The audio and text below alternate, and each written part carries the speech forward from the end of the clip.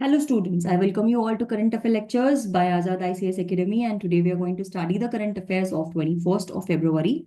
So today we have a very important editorial and we'll discuss about that first, and that is the long and winding roads of India-China relations. See, when it comes to prelims, we have to understand that international relations is something that is very, very important. We have to understand that a lot of questions will come on this. Okay, so we have to see that there is a new relation that we have with US because of Donald Trump when he has become president for the second time, or Trump 2.0. We have seen that there are a lot of changes that have happened in India-US relation. Similarly, there is a long and winding road for India-China relations. We'll discuss about that as well. Okay, India and China announced steps to restore bilateral ties, including cultural exchange and travel, following years for following years of tension since 2020. So we have seen that there's been a lot of tension, and after that we are trying to open up with different ways or different ties. Indian Foreign Secretary Vikram Misri was in China in January 2025, during which the India and China made several announcements on future with their bilateral relations. So what are these bilateral relations? The Indian statement after this meeting indicated that the process would restore the several aspects of bilateral relations, including the media, think tank exchange, that is cultural exchange, and the Kailas Mansarovar Yatra, that is the travel, as I already told you, and the bilateral flights is on the card of summer of 2025. Okay, so this is something that we need to, what exactly we are trying to do? It is trying to include media, think tank exchange, that is nothing but knowledge exchange or cultural exchange, and travel. That is, we all know Kailash. In Kailash, we have Mansarovar Yatra. So for that also, China is going to support. So these are things that are being discussed in this particular bilateral talks. Now, what are the possible reasons? All the recent developments in India-China relations. India and China has exempted the move forward after further more than 4 years of tension and stalemate-based relations since the clashes of Galwan in June 2020. Stalemates cannot be permanent, but sides have been their points and moved from the detain. One can urge that there are several reasons for timing of this bilateral agreement, the main being the election of Donald Trump, who is the disruptor and unpredictable in his own ways of doing business. The other is about the economic concerns in China and in India recent times. Now, why this kind of, see, it's been 4 years that there is a lot of issues that we have when it comes to India-China relations. Now, in that case, in this year, why are we having this kind of good relations, or why are we trying to have a better relations? See, in when it comes to international relations, I would like to say one thing, that what you have to remember is there is no permanent enemy, there is no permanent friend when it comes to relations, especially international relations. Okay. So similarly, you cannot say that China is completely a permanent enemy of India, and you cannot say it's a complete friend of India as well. But yes, maybe over a period of time, the tensions can get reduced. And why the tension is getting reduced, the major reason why they're trying to quote here is that Donald Trump has come up and he will do the business on his own base. And because of this, it's going to impact India as well as China. And that is the reason why we have to work together, is what maybe they have decided. India and China have been bracing up the Trump's impact, especially by the middle of October last year, in his elections were already began and to look more likely to happen. The possibility may have pushed October 2024 de-escalation agreement between India and China and Trump gigantic electoral victory in November 2024 may have pushed the January 25 agreement between India and China. There is a historical logic to this as well. China agreed to normalize relation with India after 1962 war only in the backdrop of slash of aftermath of a 1989 Diamond Square massacre. Again, China may have agreed to normalize its relation with India given that brace of Indian Trump impact. Thus, both the internal and external logic around the restoration is normalcy. So we have to understand that there are some certain reasons that China is trying to become normal. First thing is being about Trump. Okay. Now, however, since we do not know whether patrolling rights have been fully restored or whether demobilization in advanced stages, such an absence in communication is a part of government raised doubts and questions anyways. But let us see what is its stance. Okay, India's position on border stability. India has consistently maintained that restoring stability on the border is essential. So something that we have to understand here is that in the border, we have to make sure that there is a stability. Okay. So the government of India has maintained absolute silence in the status of de-escalation, demilitarization, and demobilization of its fairly large number of troops. Troops were mobilized and deployed to the borders, the first during the tension in May, June 2020, and then even a larger number in aftermath of June 15, 2022, 2020 clashes. The troops were active duty or newly created barracks close to 6 points tension along the borders. So Galwan and these are the places again. So first importantly, what we have to understand is that India is consistently trying to restore its stability. China, however, has insisted that the border issue should not hinder economical, political, and social engagement.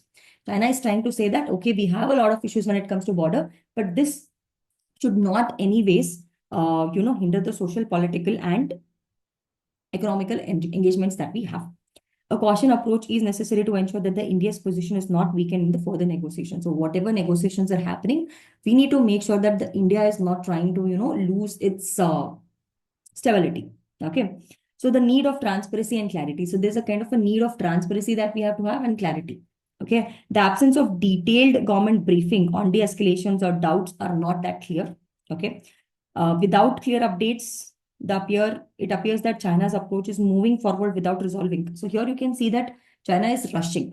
It's not doing it slowly. It is trying to, rush, and it is trying to kind of, ignore the border issues and only focus on what it is trying to focus on, just the social and economical and other political matters, and not trying to focus on this particular border issues. Given the history of fluctuation in relation, maintaining a well-informed and cautious strategy is essential. Transparency is actually a status of disengagement, and border stability would strengthen confidence. So hence, if you're able to have this border dispute cleared, I think there will be more amount of trust that we can have. So what is a way forward that we need to have? It is, see, the long-term stability of India-China relation will depend only on the clear communication. If there is no proper clear communication, I think we will not be able to do it better. We will not be able to have a proper relation with China. India needs to maintain a firm position when it is, basically having some kind of, negotiations when it comes to China.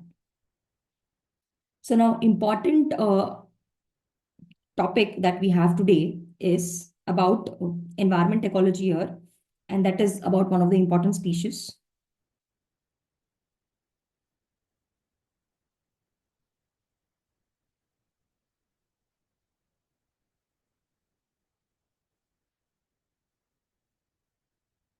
And that is, we are trying to have a quest to rescue nearly extinct northern white rhino through IVF. Okay, so we have seen that there is IVF that happens in human beings. You all know what is IVF, I hope. If there's a couple who are not able to get pregnant, then there will be a kind of a test tube baby. Okay, in vitro fertilization that happens. Okay, so the semen and egg are, they are put in the kind of test tube, and they are kind of what do you mean to say, gamete formation happens and fertilization happens, and then it is put into a mother's womb and similar kind of things. So what we are trying to do here is we're trying to rescue the nearly extinct white rhino. And how are we trying to do it? We are trying to do it through in vitro fertilization. Two rhinos munch senior on grass at the sun rise over Mount Kenya, obviously a massive global endeavor to prevent them from being last of their kind. So we do not want them to be the last of their kind. So hence we are trying to do this. Nanjin and her daughter Fatu are the only North Indian rhinos left on the earth. So you can see there are only two rhinos that are left. Okay, Nanjin and her daughter, and they have just named these as rhinos, and they are the only two northern white rhinos that are left on the earth. The clock is ticking before they become the lasted and long line of the animals that humans have forced to extinction. But recent breakthrough means could have been your world celebrate to new northern white rhino fetuses. So let us see what it is trying to tell. So it would be unpredicted comeback for suspicious and declared functionally extinct after the death of the last male in Sudan in 2008. So this was the last male. So anyways, uterus problems being nearly mean neither Sudan's daughter Ninja nor his grandfather Fatu can carry pregnancy to term. But Fatu still produces viable eggs. So they are still able to produce viable eggs, making a candidate for a in vitro fertilization. For years, scientists have been collecting her eggs and conversing in Kenya. The eggs have been sent to Europe, where they can be fertilized in the lab with the sperms of the dead male northern whites. Okay, there are 36 fertilized eggs and or embryos ready to be implanted, said one of the persons who is a project coordinator in biorescue and the most prominent of numerous such initiatives worldwide. Okay, so this is what they have done. So obviously there is only one daughter and a female left. So the name of that female is Fatu now, and she is able to produce eggs. And if she is able to produce eggs, if there are sperms that we get from the dead male white rhinos, we have seen that there are now 36 eggs that have been fertilized. Okay, a year ago, scientists announced a breakthrough. A surrogacy was pregnant with the male Southern white fetus. A first time IVF had worked out for the rhinos, but like so much about a long and difficult process, a joy was mixed with sadness. Okay, so here you can see there's some joy and sadness as well. By the time 6.4 centimeters, 70 days old fetus was discovered, the surrogacy has already died from unrelated bacterial infection. Was still sterilized male who played a role of teaser bull to help identify when the female is already in pregnant, also died from the infection, and finding replacement has proved tricky.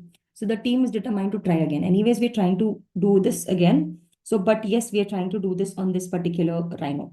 Now, what is this? A little information about white rhino. Functionally, you can say extinct, only two females remaining. You can say, obviously, it is going to be extinct because if they are not able to, if there is no male, automatically it is not going to be possible that they are going to produce more amount of rhinos. So hence, it's you can say functionally extinct. Okay, where it is found, it is present in savannas of Central and Eastern Africa. Previously spread in Uganda, Sudan, Central African Republic, Democratic